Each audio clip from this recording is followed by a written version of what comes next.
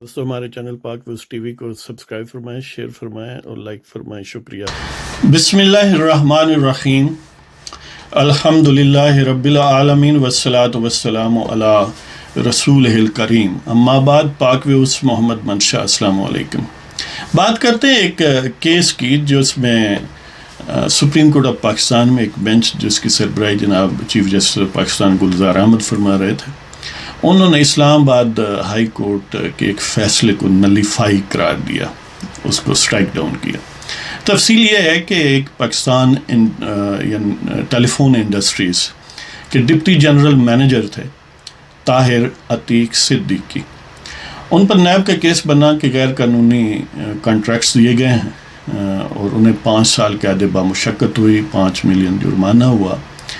वो Islamabad high court में नैब के यानी ये जो अकाउंटेबिलिटी कोर्ट थी उसके फ़ैसले के ख़िलाफ़ उन्होंने अपील की।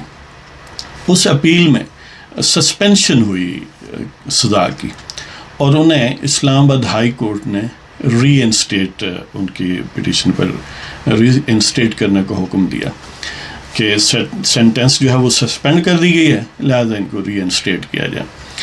अब इस फैसले पर यानी रीइंस्टेटमेंट, सस्पेंशन पर नहीं है, कि रीइंस्टेटमेंट का जो फ़ैसला हुआ जो अपील पर या एक इंडिपेंडेंट पिटीशन पर, जिस तरह एग्जैक्टली नवाज शरीफ के केस में हुआ और मरीम नवाज के केस में जिस तरह अल अजीज़िया रेफरेंस में उन्हें सज़ा हुई और उस पर यानी सस्पेंशन फिर इस्लामाबाद हाई कोर्ट ने ही की, तो इसी तरह का यानी मुमासलत था उसमें और शायद फ़ैसला भी इसलिए इस तरह का आया।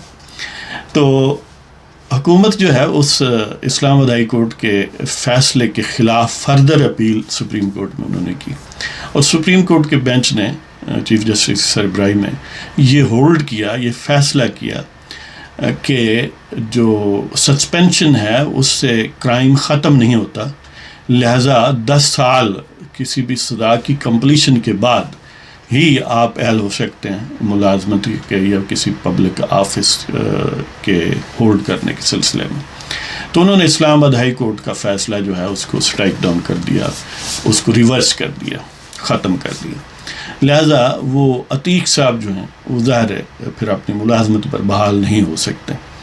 अब यहाँ पर इस टाइप के और बेशुमार केसेस होंगे, यहाँ पर डिस्कस करने का असल में मतलब ये है कि किस तरह बाज़ मकासद हासिल करने के लिए कोलेटरल डैमेजेस होते हैं।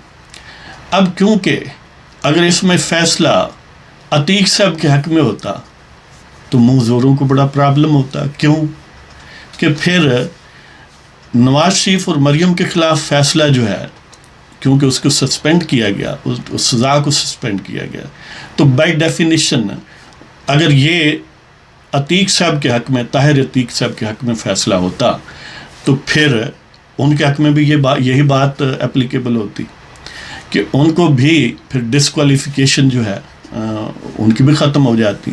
मियाँ साहब अगरचे एक दूसरे सूरत हाल में पनामा केस के हवाले से सुप्रीम कोर्ट के 5 प्यारों ने यानी मुक़्तदर हस्तियों की ख्वाहिशात के ऐन मुताबिक उन्हें नाइल करार दिया हुआ है एक आर्टिकल ऑफ कॉन्स्टिट्यूशन के मुताबिक 62F, तो वो उनकी वो डिस्क्वालिफिकेशन तो अब होल्ड ही रहती, बरकरार रहती, लेकिन इस केस में जो अकाउंटेबिलिटी कोर्ट ने फ़ैसला उनके ख़िलाफ़ दिया था वो डिस्क्वालिफिकेशन ख़त्म हो जाती। उसके असरात बड़े मुज़र होते मुक़्तदर हस्तियों के लिए। क्यों? उसमें मियाँ साहब तो स्टिल डिस्क्वालीफाई रहते, लेकिन मरीम नवाज़ क्वालिफ़ाई कर जाती। अगर मरीम नवाज़ क्वालिफ़ाई कर जाए तो ज़ाहिर है वो फिर असम्बली में अब भी पहुंच सकती है किसी अपनी पार्टी के MNA से इस्तीफ़ा दिलवा के, या कल इलेक्शन हो तो फिर वो आ सकती है उसमें।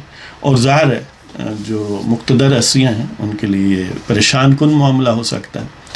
तो कहने का मतलब ये है कि एक बुग़्ज़ नवाज़ में ताहिर अतीक सिद्दीकी साहब भी रगड़े गए। अगर ये यानी जिस तरह आपको याद होगा कि बाज़ लोगों का ख्याल है कि जब जनरल ज़ियाउल हक़ के दौर में बाज़ और भी केसेस में मर्सी अपील जो थी, रहम की अपील सदर तक पहुंचती थी, भुट्टो साहब को सज़ा मौत पर अमल दरामद से पहले, تو مبینہ طور پر زیاد صاحب جو ہے اس مرسی اپیل کو ریجیکٹ کرتے تھے، اور اس میں لوگوں کا گمان یہ ہے کہ وہ اس لیے کرتے تھے کہ کل جب بھٹو صاحب کی آئے گی تو اس کو کیونکہ میں نے ریجیکٹ کرنا ہے، لہٰذا ان کو ریجیکٹ کرنے کے لیے ان کو پہلے ریجیکٹ کر کے اس گراؤنڈ کو مضبوط کرنا ہے، کوئی یہ نہ کہہ سکے کہ دیکھیں جی ان کی تو ہو گئی اور بھٹو صاحب کی نہیں ہوئی۔ تو اسی حوالے سے اب جہاں وہاں پر بھٹو صاحب کے بغض میں گویا کئی اور لٹکے گئے جن کو ہو سکتا ہے کہ مل جاتی، مرسی اپیل ان کی منظور ہو جاتی، صدر صاحب منظور کر لیتے۔ اسی طرح یہاں پر ہے کہ اب وہی گلزار صاحب ان 5 پیاروں میں بھی شامل تھے، وہ اس ریپرکشنز کو سمجھتے ہیں کہ اس کا کیا مطلب ہے، اور شاید اسلام آباد ہائی کورٹ نے بھی اسی لائن پر پتہ نہیں کیوں دی ہے۔ لگتا ہے کہ اسلام آباد ہائی کورٹ میں کچھ جو مقتدر ہستیاں ہیں ان کے گمان کے مطابق ملک دشمن عناصر بھی موجود ہیں جس قسم کے فیصلے دیتے ہیں۔ دیکھیں یہ سزا سسپینڈ ہوئی اور اس کے یعنی اب تو کشتی، ملک کی کشتی کو بچا لیا نا سپریم کورٹ نے، اگر نہ بچاتے، اگنور کر دیتے، کبھی اس طرف غور نہ کرتے تو کشتی تو ڈوبنے لگی تھی۔ تو یہ کولیٹرل ڈیمیج ہے ایک طرح سے طاہر عتیق صدیقی صاحب کا۔ تو کسی ایک بغض میں کیا کرنا پڑتا ہے، اس کی دوسری ایک ورژن یہ بھی کہی جاتی ہے نا کہ ایک جھوٹ کو کور کرنے کے لیے 100 جھوٹ بولنے پڑتے ہیں۔ تو ایک شخص کو یعنی ایک ان نیچرل انداز میں پیچھے رکھنے کے لیے کتنے پاپڑ بیلنے پڑتے ہیں جی۔ تو اس کے ساتھ ہی آپ سے اجازت لیتے ہیں۔ اللہ تعالیٰ آپ سب کو خوش و خرم رکھے، محفوظ اور مامون رکھے۔ خدا حافظ۔